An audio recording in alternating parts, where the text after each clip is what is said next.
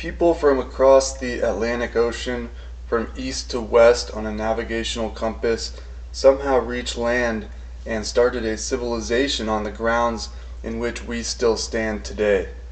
This is evident not only because of the history we've been taught in our childhood educational surroundings, but because of the skin tones in which the population exhibits, as well as many other qualities to be made aware of to the reading, listening audience, qualities that are less visibly obvious and more so intellectually observable from within, and by looking upon our culture from more distant perspective.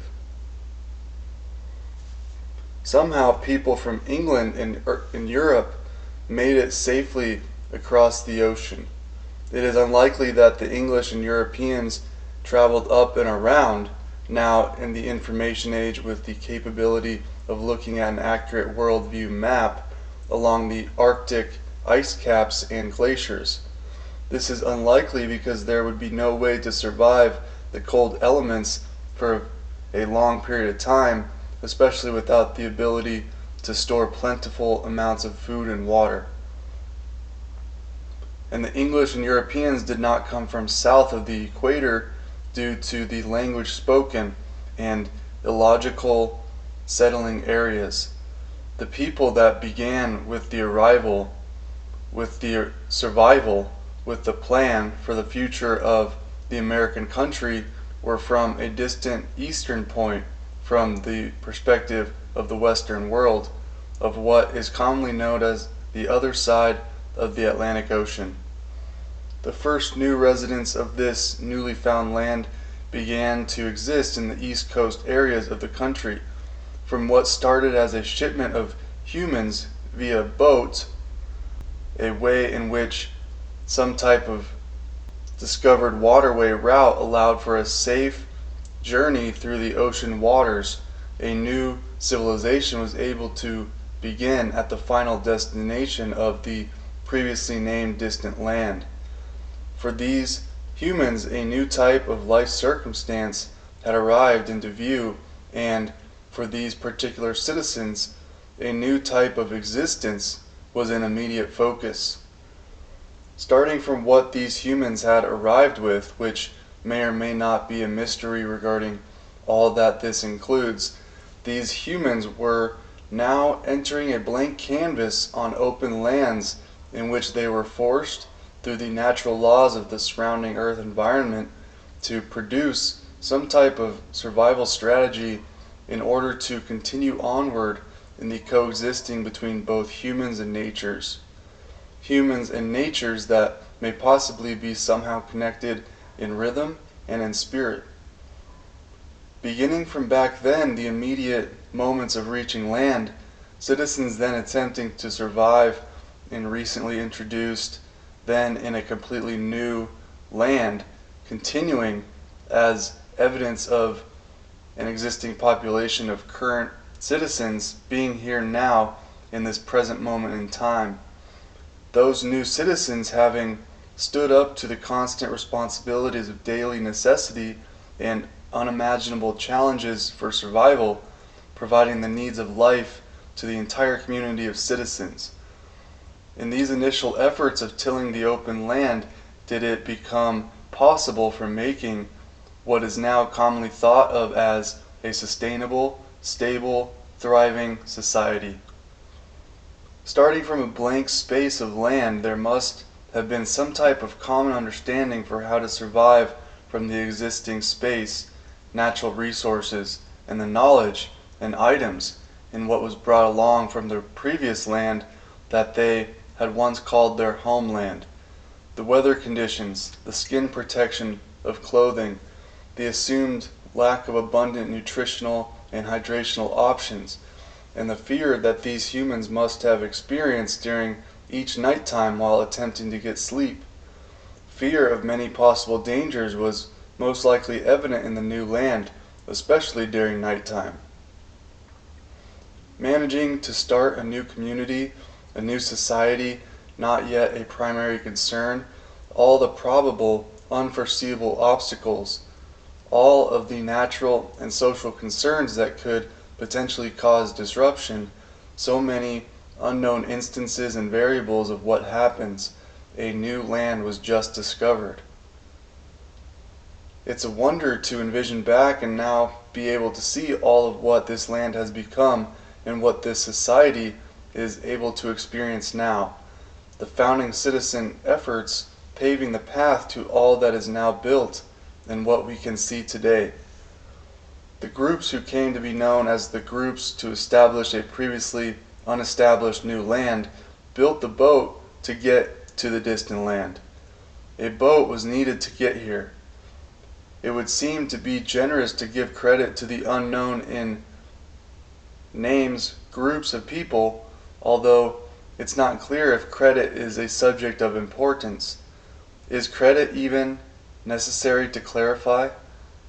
The fact is that building the boat and making it across the ocean and beginning a new type of civilization with a new type of commonly understood philosophy, ingraining new types of mindsets and lifestyles in the upcoming community of citizens, and later providing the capability of a more established society, still with a few of the same principles in philosophical thinking as the initial group had came here with, is result enough to state that the initial journey by boat with English, Europeans, and Africans allowed for the greatest expansion of human progress ever to be realized throughout the entire history of the world.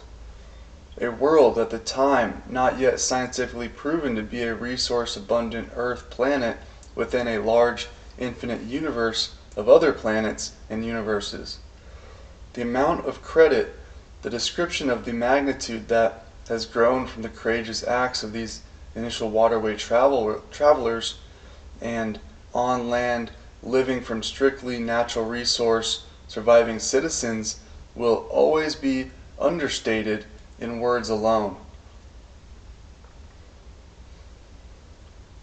It is evidence that Europeans and English citizens came by way of the Atlantic Ocean because arriving along with them were humans of African descent. This is a noticeable feature because many humans of African descent have skin that is a darker shade of skin tone. Humans of African descent have similar features as the humans of European and English descent. Imagining the thoughts and power dynamic interactions between these two types of new citizens of the same species has been a subject for many thinkers during the content productions and written articles, even to this most recent modern day time period.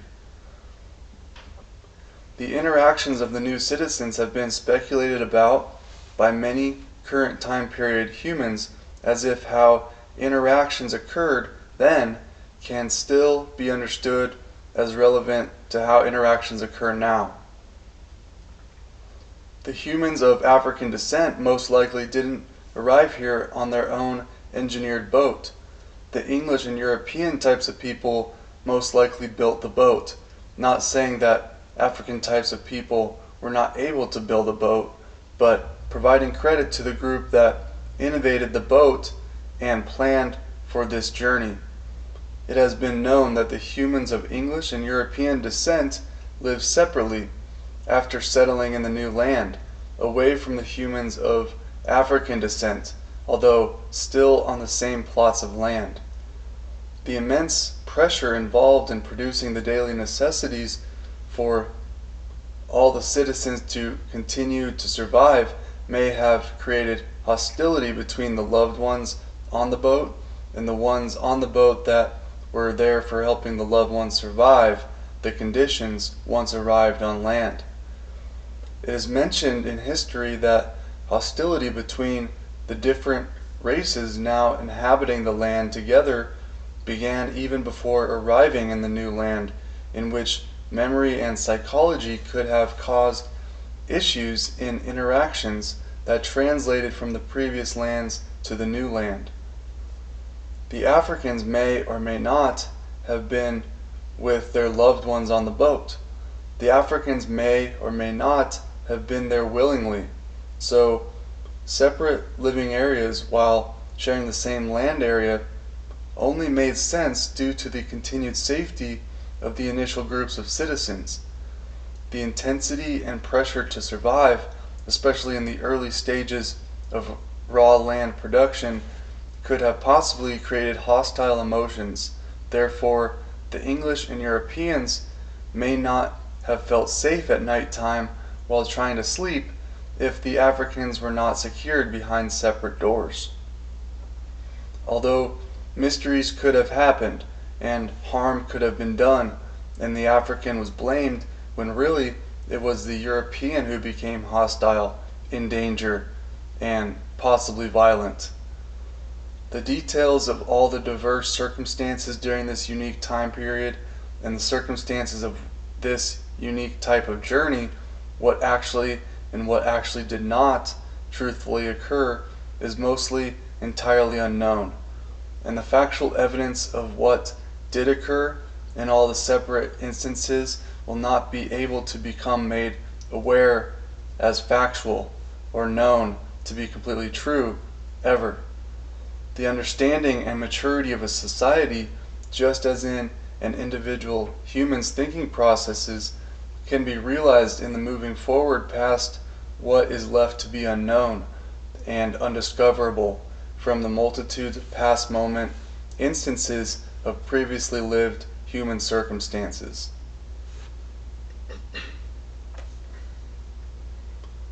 Once past the initial stages of raw land development, from the sustainable survival of all community members who were sharing the same land area, the loved ones from Europe and England continued to grow in the amount in the population as well as in land area developed.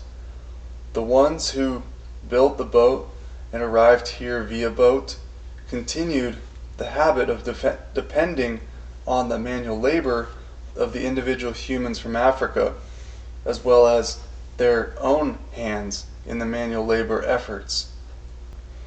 Once the land was developed to a certain point, instead of allowing the citizens of African descent to become normal, regular citizens in coexistence, the humans from Europe chose to continue the practice of utilizing, through various means, the manual labor abilities of the ones from Africa. The citizens from Europe and England could have undertook the manual labor responsibilities solely by themselves, and maybe some communities on certain plots of land did. The occurrences when there were no issues in coexistence were never heard of because of no mistreatment, while some plots of shared land area did not choose to coexist as fairly as others, in which awful experiences were uncommon, yet still passed through word of mouth storytelling, shared throughout these particular parts in history because of the stories being shareable for how unusual and outrageous they were to talk about.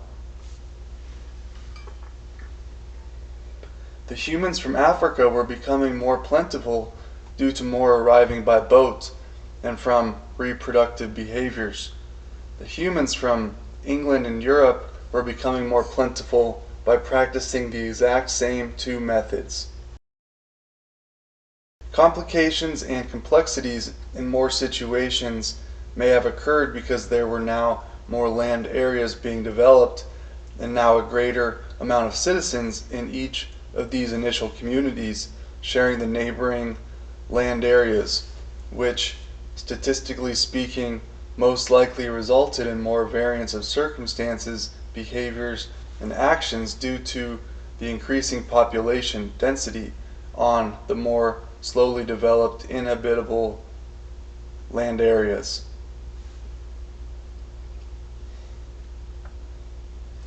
It's likely that more diverse interactions were being reported in the community, stated through word of mouth, because there were more and more people encountering each other on a regular basis. The land was getting more crowded, the pressures of survival still existent.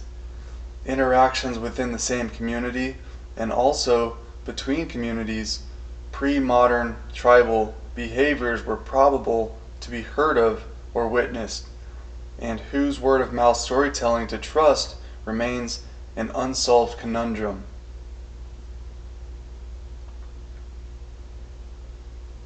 Unpredictably, sending more and more humans across the ocean to the new land of America, the people coming from the world east of the Atlantic Ocean suddenly were among the new citizens in the community. Along with new citizens being born into the community, the population continued to grow. There were several different types of people, basing the different types on outer appearance and family previous culture tendencies.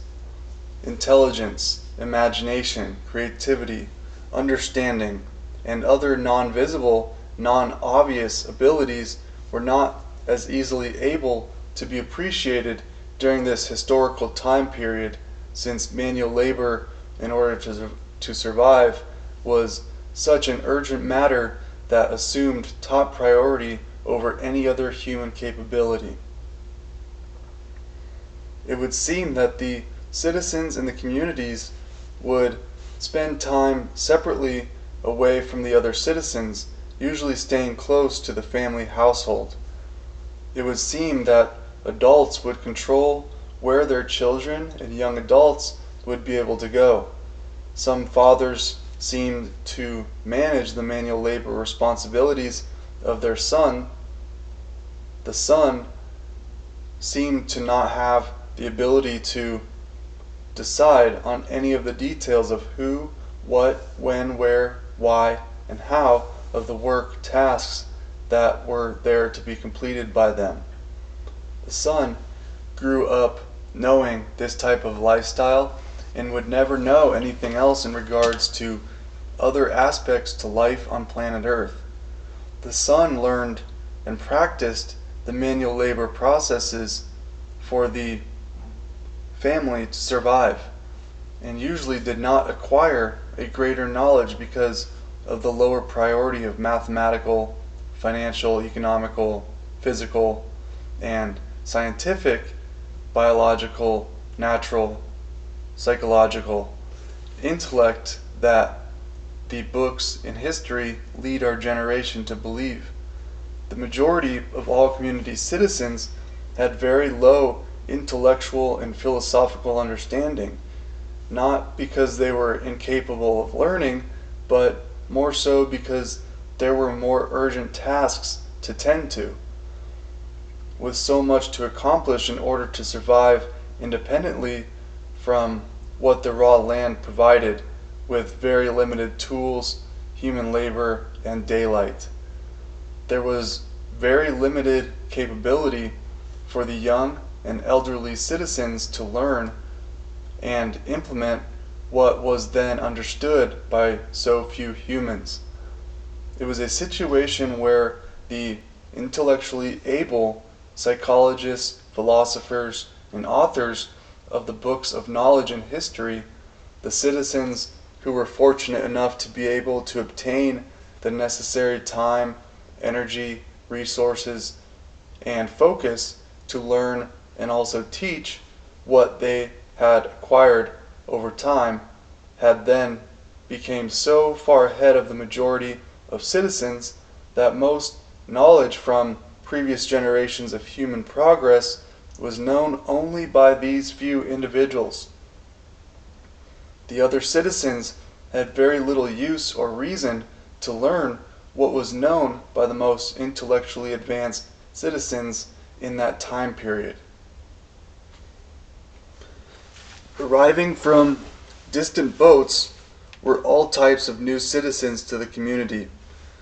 This was most likely not something that the current citizens could control, since it's very difficult to make a decision to send away boatfuls of starving, ill, dying individuals back to where they departed from.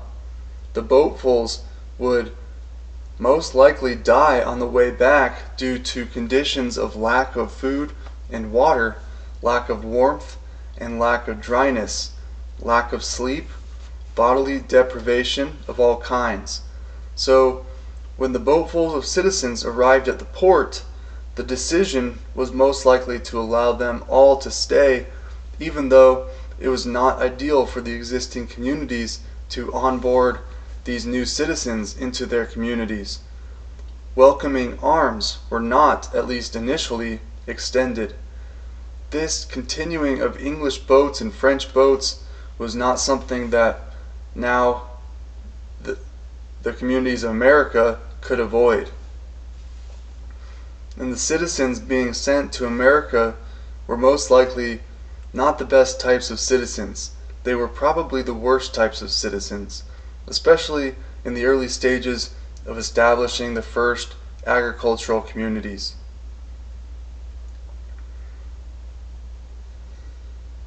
The only way to keep up with the demand of food, water, shelter, clothing, and all the other survival necessities at the time was for all citizens to assume the responsibilities for making happen what was needed to make happen.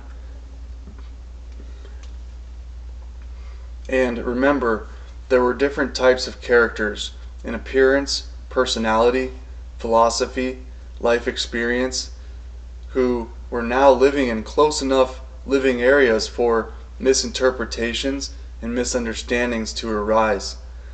These were not intellectuals. These were not proficient communicators with advanced psychological knowledge. These were some of the more primal and tribal types of humans. So, of course, this was becoming a very difficult and out of control scenario, even from the very beginning of the initial staging of the first communities in America.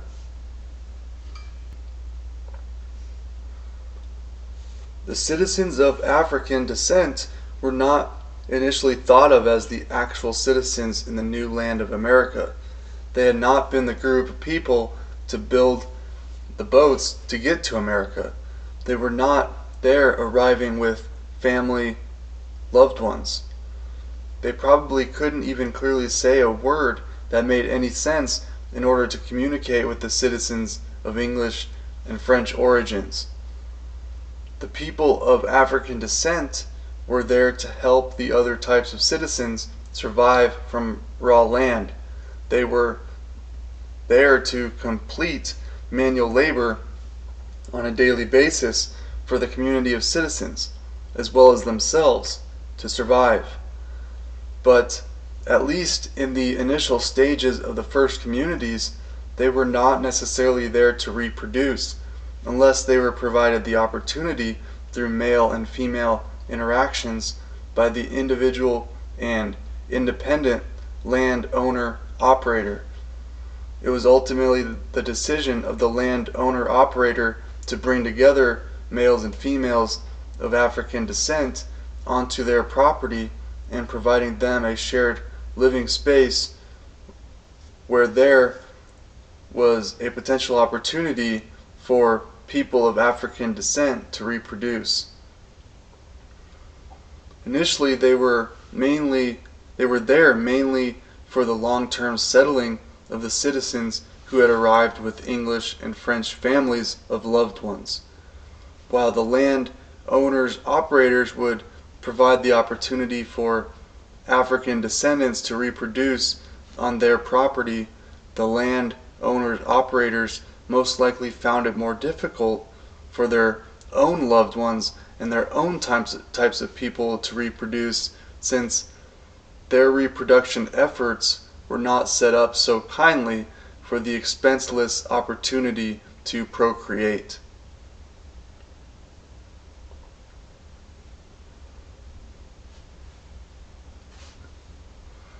It can be obvious for any human to understand that it is a natural human tendency to desire the opportunity of sexual experience.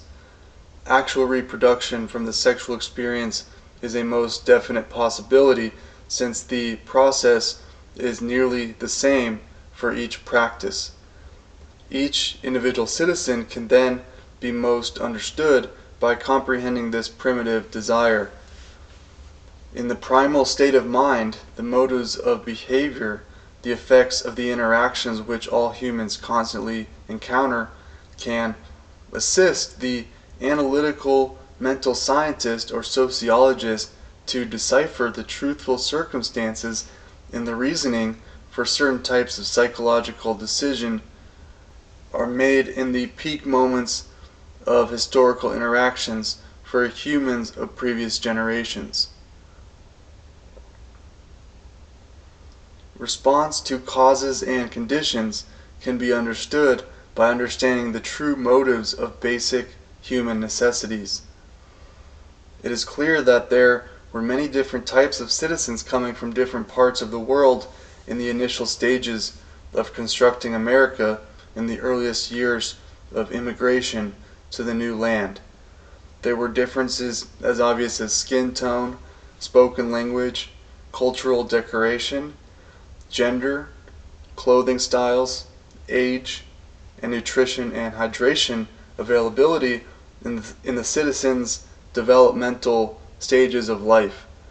There were also less obvious differences such as country of origin, origin of last name, level of intelligence, internal thinking processes, past experience memories, and, of course, philosophical preferences regarding community governance. With each individual citizen or family having so many differences in characteristics, conflicts during unavoidable interactions were most definitely probable. The uncertainty for survival, the misunderstanding of other party situations, the urgency to transact in order to survive, and probably most personal, the opportunity for sexual experience and actual reproduction to continue the living of the human species. Analyzing the primitive minds according to natural law principles of the citizens, assuming that primitive desires have been constant throughout the entire timeline of Earth and human existence, the circumstances of historical interactions can be speculated about regarding what may or may not have truly occurred in the past. While some speculations may end up being illusions to the human mind, some speculations could assist us in building a greater understanding of the definition and use of vocabulary terms that have come to be regarded as often misunderstood generic word choice. The term slavery is one of these vocabulary terms often used while mentioning history, yet so complex in its definition that it's a term that the average citizen chooses to categorize it as one meaning when in reality the meaning is misinterpreted and can lead to negative interactions even in the present moment of life. Another term that has this type of stigma is the word racism. Another term like these is government. Another term is immigration. Another term is dollar. Another term is war. Another term is constitution. Another term is Declaration of Independence. Another term is United States of America. All these terms have been so overused and then discussed about so poorly in the speaker's true understanding that these terms have caused permanent pain to the ears, eyes, and minds of audiences, of listeners and readers, while the speaker or author states aloud or writes regarding their own personal interpretation of the terms mentioned. These are generic terms in the English language. These are not detailed, specific, accurate ways to describe historical interactions. These terms only categorize further vocabularies that accomplish better results in articulating the truth of what these terms represent while attempting to interpret historical generations of citizens and communities. Avoiding these terms is probably the best way to go about explaining the sociological landscapes of the histories of humans, natures, and innovative technologies.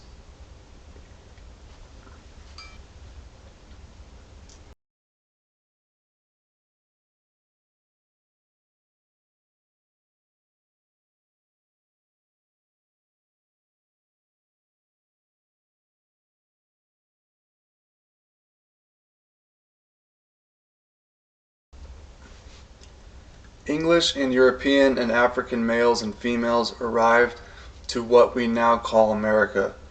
They all would eventually become what we refer to today as American males and females. The natural human desires of the sexual experience or reproduction opportunity naturally transferred over to America. The natural human desire to continue on the human species remained a similarity between the old land and the new land. There has always been a primitive rivalry within the races of the species.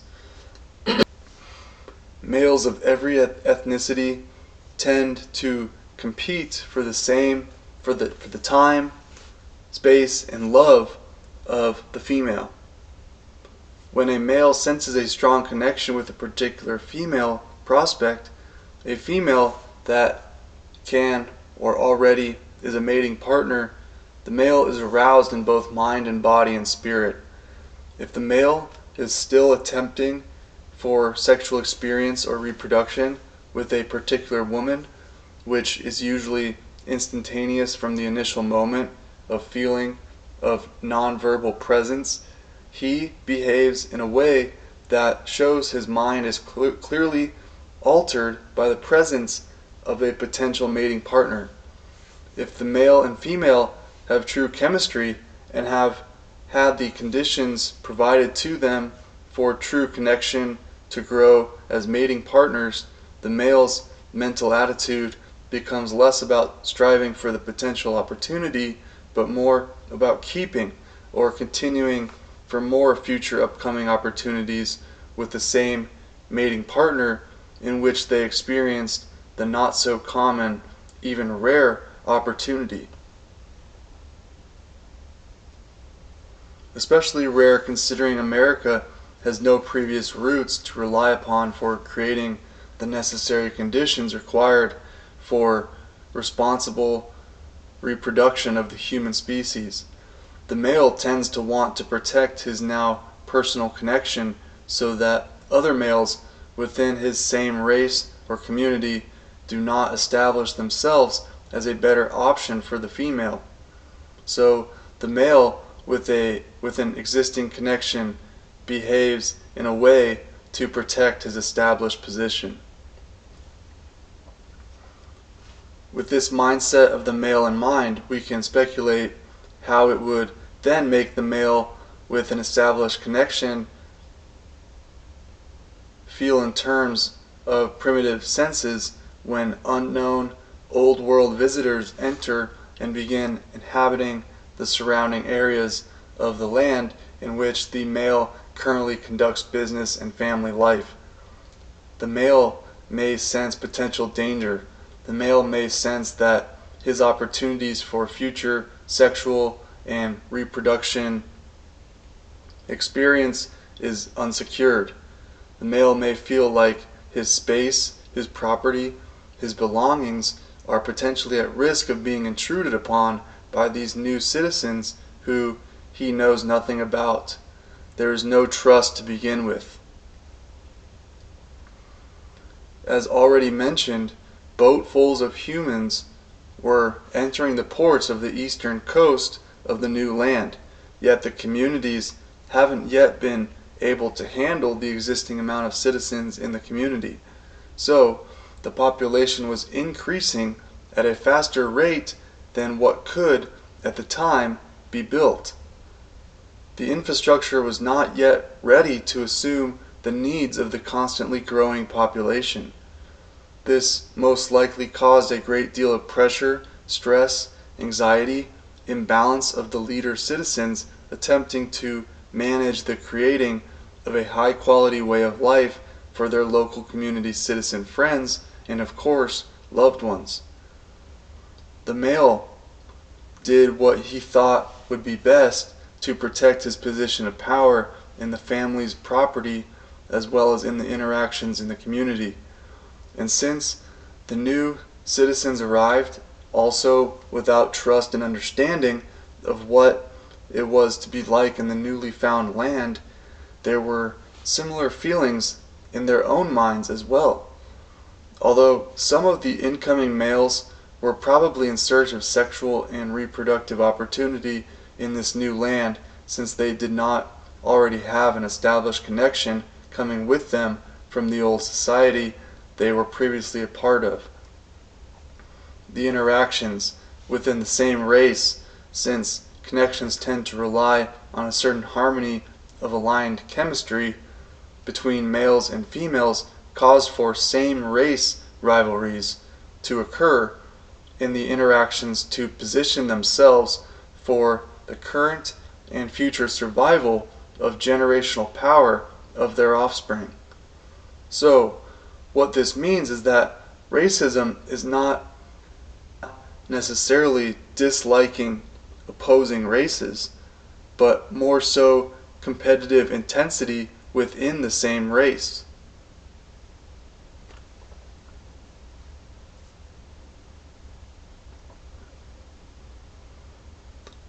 Outside of internal social power struggle, daily tasks and responsibilities still needed to be focused on in order to grow the personal property and shared surroundings of a community of properties. With a growing population and more people to feed, food, water, shelter, clothing were necessary to make available for all citizens. Within these categories of necessities, there were details that must be thought through and implemented so that the necessary items could be generated to account for the needs of all population members.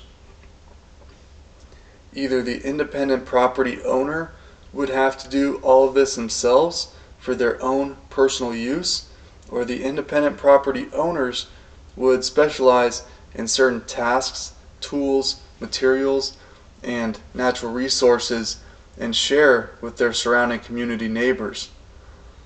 It's speculated that some responsibilities of life were primarily assumed by the landowner operator, while some of the responsibilities were a shared effort. It's imagined that manual labor was borrowed between the property owners, operators, in order to efficiently and effectively accomplish daily, weekly, monthly tasks of the land in a timely manner as to finish before the daylight escaped and day turned into night. Or, from the seasonal perspective, before summer turned into fall and fall turned into winter. Either way it's viewed, the responsibilities of living from agricultural raw land productions required efforts of all citizens, and the cooperations and coordinations of land owning and operating citizens was still necessary in order for continued survival. Even though rivalries and untrustworthiness of new citizens existed, there still needed to be team efforts and working together for continuing the human species was unavoidable. Citizens of African descent played a major role in mediating between the rivalry and the organized team efforts. Citizens of African origins made the interactions between the same race, land owning and operating males and females, different. They were utilized as a buffer for both community raw land survival and reducing the hostility between the same in-race citizens. Citizens of African origins distracted the same race community members because of their different skin tone, and since there was a market for trading tools, supplies, manufactured goods, and also the manual labor of the African descendants, the citizens of same race learned to focus more on business transacting rather than sexual and reproductive necessity.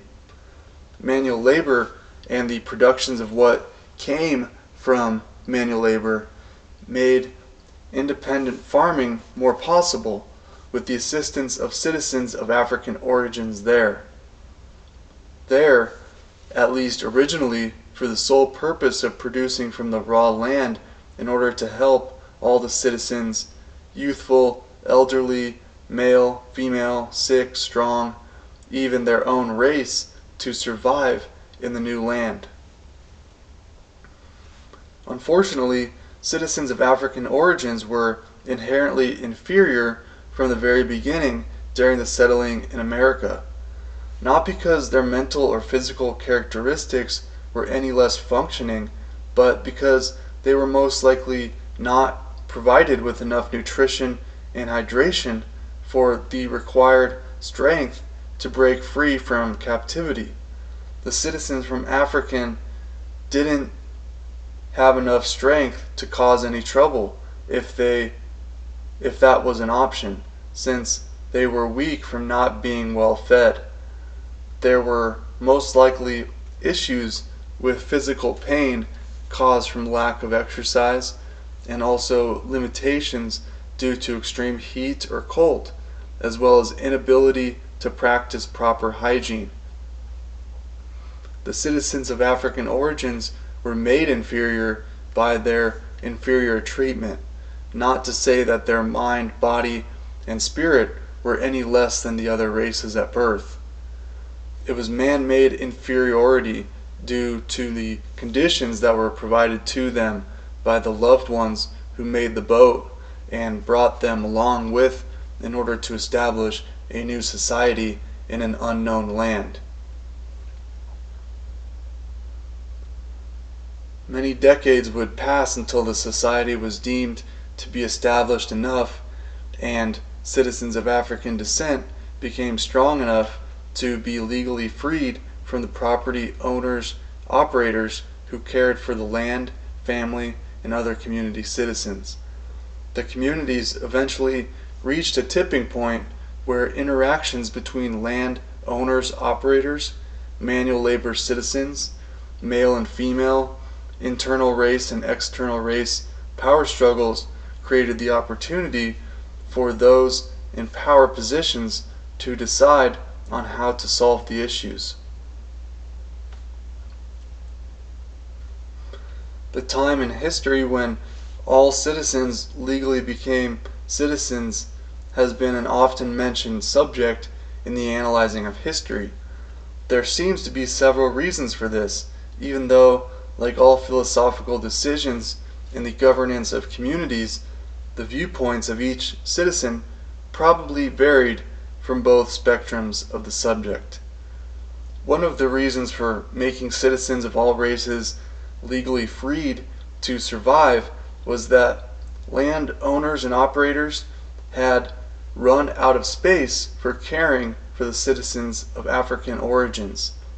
The citizens of African origins were likely reproducing, causing for more and more citizens to be held in the same amount of space provided on the land owner-operator's property.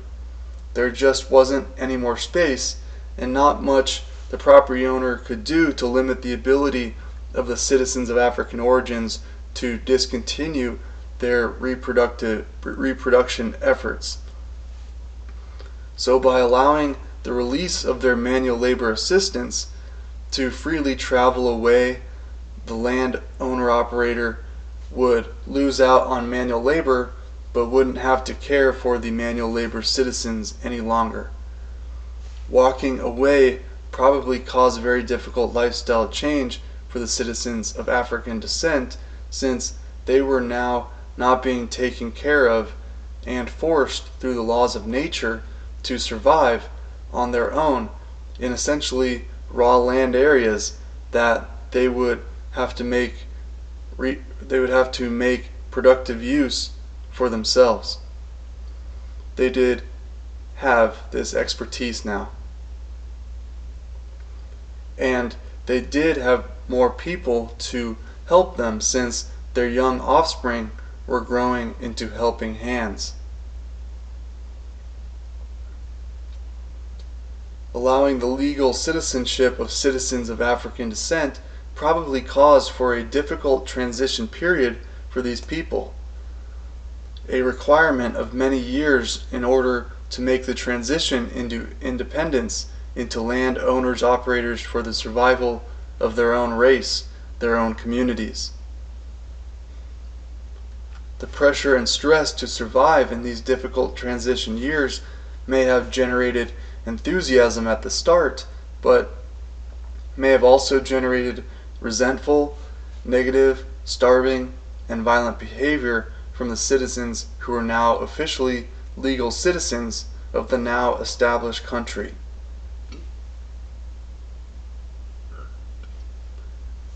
It's fair to say that making all citizens legal citizens was a strategy by the citizens of English and European origins to disencourage reproduction, to cause death, to cause harm, to introduce the citizens of African descent to the laws of nature, to experience survival on their own from first perspective. It may not have been a good concept after all, since the interactions that occurred in decades and generations to follow made the culture in the now established society more racially competitive and also punishment oriented due to many variables during the daily pressures to survive in untilled raw land areas. Lack of proper communicating, lack of proper coordinating, lack of proper cooperating, lack of knowledge, lack of sufficient amounts of tools and supplies. There was so much that the citizens did not have access to while establishing new communities in new areas.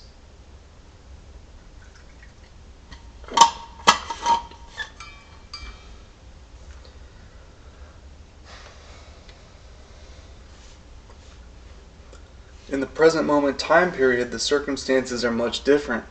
Described in as general a way as possible, daily life in what we now call the United States of America during the beginning years of the third decade of the post-dated calculation of the 21st century, much more different, at an exponentially increased scale. The population is near the 400 million number. The roadways connecting cities in every one of the 50 states. The sewage systems connected to an uncountable quantity of building infrastructures. The presence of about 25 million citizen employees representing the state and federal governments. The devastating forces of local law enforcement participant agencies. The complexity of the taxing system. The low profit margin airlines, the diminishing need for railways, the abundance of fossil fuel hungry vehicles, the upgraded styles of waterway boats, the 18-wheel semi-trucks, trailers, light rail systems, bikes, and buses. The skyscraper building high into the sky. The quantity of residential spaces for rent and for sale.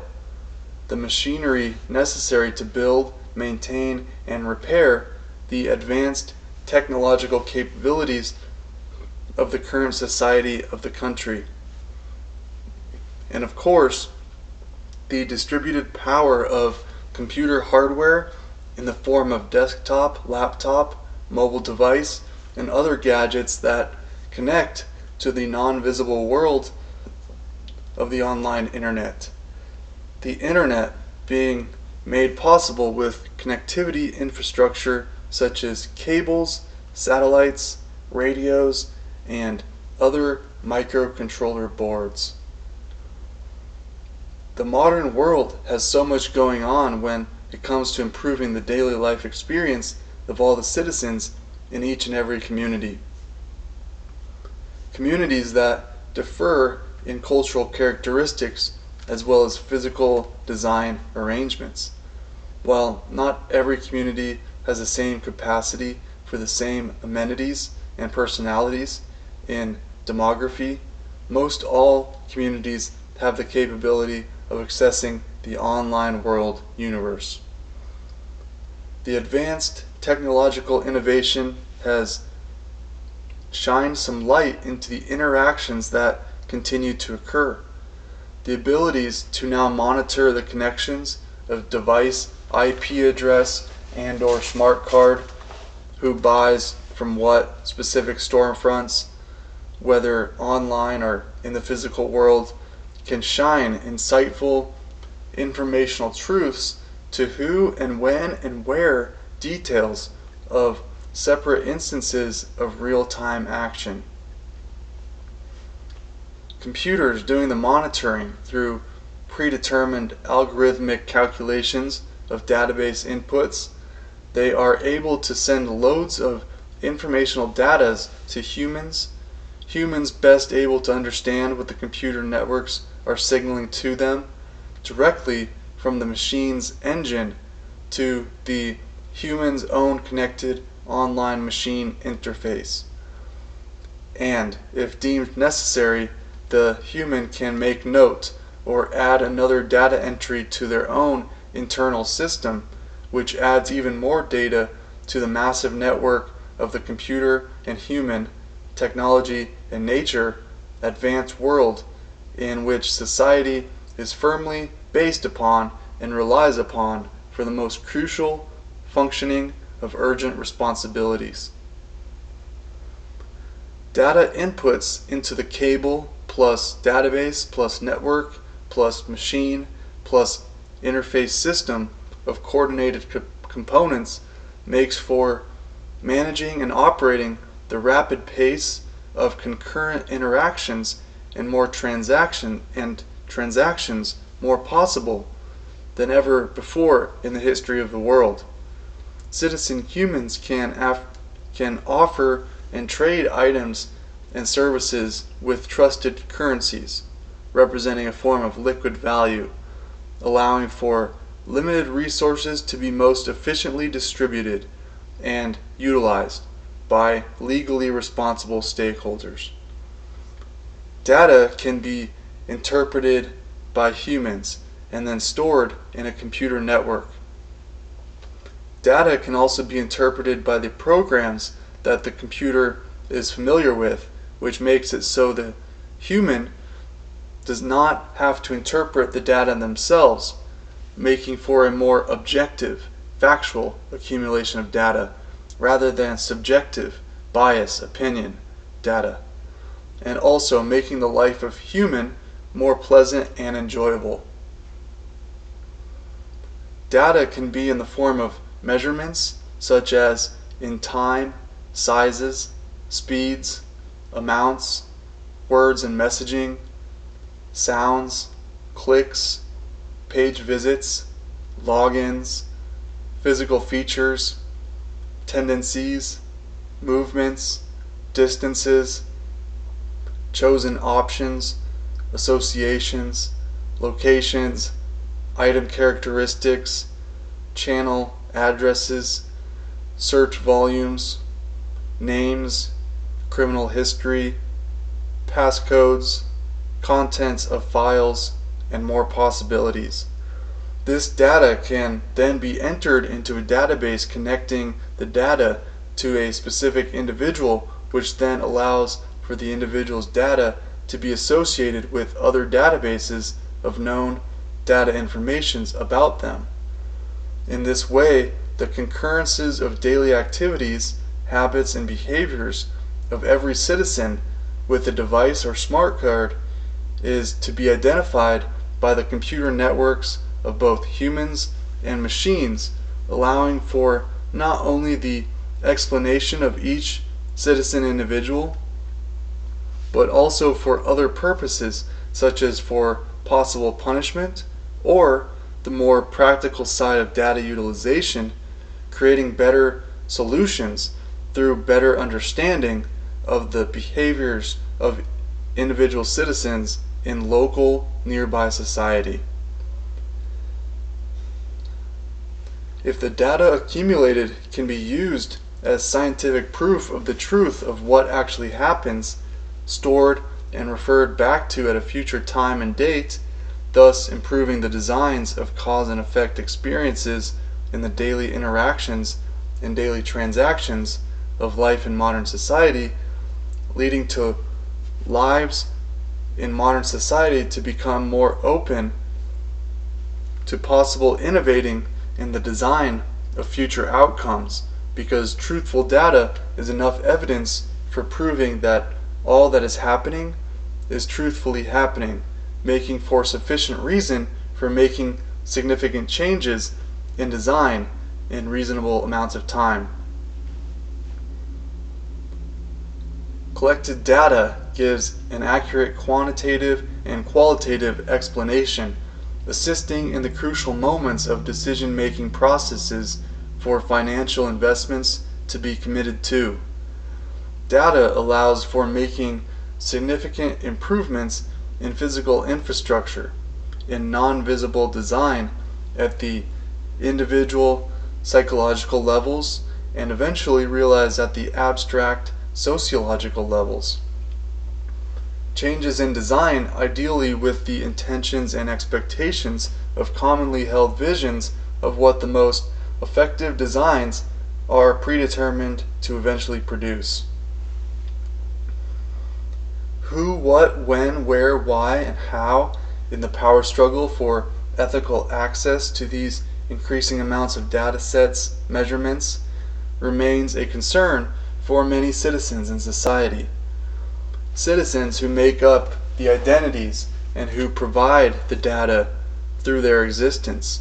Yet there continues to remain a commonly held and philosophical and ideological belief that a select few citizens, leadership representatives, who hold a role as a representative voter and decide based on disproportional, unclearly presented philosophical preferences, have the power to make decisions on behalf of all the other citizens in the current time period, as well as in affecting future time periods. So, since what is decided upon now will most definitely have an effect on future decades, generations, and centuries of Earth citizen populations. A commonly held belief that is incorrect. A solution that has yet to be heard or not yet fully understood. Informational data records and stores in the databases the present moment interactions so that previous behaviors can be referenced back to as accurate historical records in previous present moments. Informational data provides proof in recorded, exportable file format so that analyzing of historical interactions and transactions of decisions and occurrences can be comprehended most clearly. Back when the waterway travelers reached land and began to establish a community, they were in essence referencing back to the past knowledges of the most expert and using the learned abilities that they had acquired from them in the older, previous, distant, in-memory lands. The builders in the new land built properties and communities based from their known intuition and subjective priorities based in necessity rather than from accessible records of real-time data measurements collected in which show the actual preferences in the analyzing of actual behaviors of community citizens, of community members. In the present moment world, participating stakeholder community members, builders of the community, now have in their possession the tools and resources necessary to calculate based on transparently broadcasted informational files in order to make decisions based in best possible decision-making practices rather than relying purely on possibly inaccurate intuitions of the leadership representatives in incorrectly perceived power positions and possibly producing opinionated and biased outcomes in which the hierarchical group claims to have over the 400 million citizen population.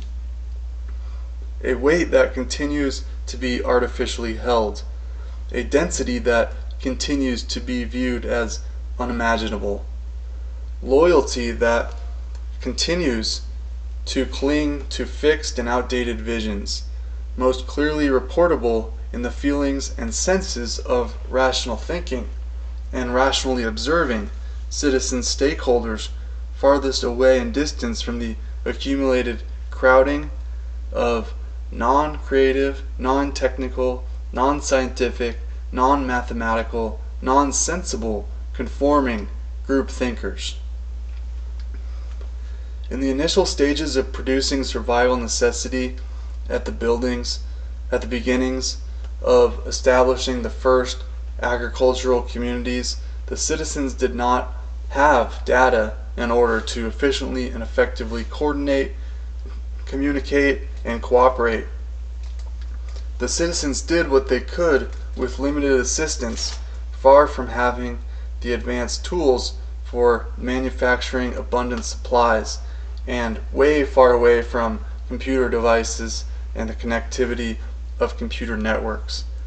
The citizens had knowledge and an understanding of the soil and seeds they may have brought with them, knowledge of the cloth materials to make and repair clothing, knowledge for food and water preparation, cookware, and utensils, woodworking ability for building shelter materials, and a common understanding that amenities would need to be shared.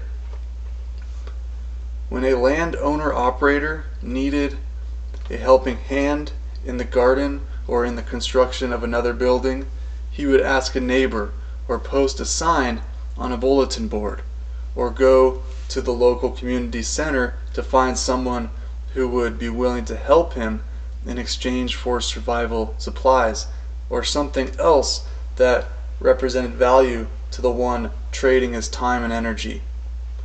The capability to communicate, coordinate, and cooperate was much less likely, which is why so many landowners operators relied on the efforts of themselves, their own family members, neighbors, a friend, or a friend's family member, or manual laborers of another country origin who happened to be there for that specific purpose.